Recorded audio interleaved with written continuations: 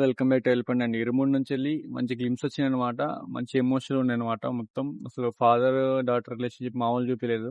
అంటే కాళ్ళకి కాళ్ళ టచ్ అవ్వకుండా ఉయ్యాలూగడం అండ్ ఫా ఫాదర్ డాటర్‌ని ఎంత కేర్ చేస్తారు. ఆ ఇరుముడి ఎలా చేసుకున్నారు, మాల ఎలా ఏసుకున్నారు అండ్ ఆ మందు మానేసి మంచి మార్గాలో ఎలా పోయారని చెప్పేసి ఇరుముడి నుంచెళ్ళి మనకొక ఇరుముడి వరల్డ్ ఎలా ఉంటుందని చెప్పేసి మంచిగా ఇంట్రడక్షన్ చేసిరనిపించింది నాకైతే.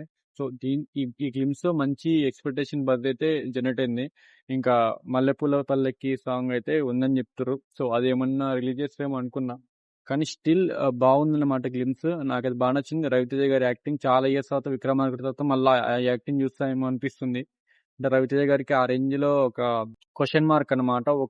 ఒక ఛాలెంజింగ్ రోల్, ఒక బెంచ్ మార్క్ రోల్ అనమాట అది. సో బాగుంది. ఆయనకు మంచి రోల్ తీసుకున్నాడు అనమాట. చాలా ఇయర్స్ తర్వాత మంచి స్క్రిప్ట్ తీసుకుని అనిపించింది. చూస్తే మలయాళం రీమేక్ అన్నట్టే ఉంది కొంచెం. చూద్దాం మరి. నాకైతే అట్లే అనిపించింది. కానీ క్లైమాక్స్ గ్లిమ్స్ లాస్ట్ కానీ ఫస్ట్ బ్యాక్గ్రౌండ్ మ్యూజిక్ ఎవరు కొట్టిరో కానీ మామూలు కొట్టలేదు, సూపర్ కొట్టిరు అనమాట.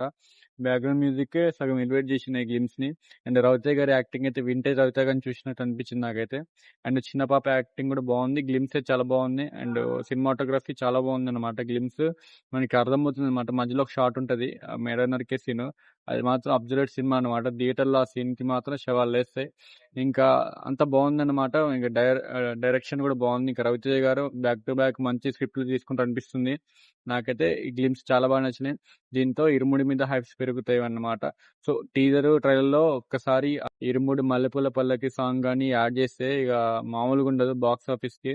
రవితేజ గారి వింటేజ్ రవితేజ గారిని మనం చూడబోతున్నాం. చాలా మంది ఆయన పాత సినిమాలు చూసి చూసి చిరాకు పుట్టి ఉన్నారనమాట. ఇక సినిమాలు తీస్తాడు, కంబ్యాక్ ఇస్తాడు, షెడ్కి వెళ్ళిపోయింది అనుకున్నారు. కానీ నేను ఒక వీడియో చేసిన, రవితేజ గారి ఇలా ఫ్లాపులు తీస్తూనే ఉన్నారు ఎలా అని చెప్పేసి నేనే బాగా ఫీల్ అయి ఉండే.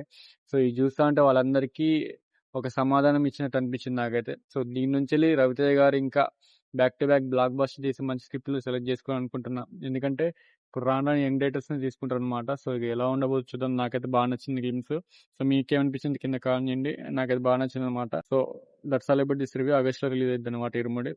అండ్ మీకేమనిపించింది కింద కామెంట్ చేయండి. Love you all, signing off, by by.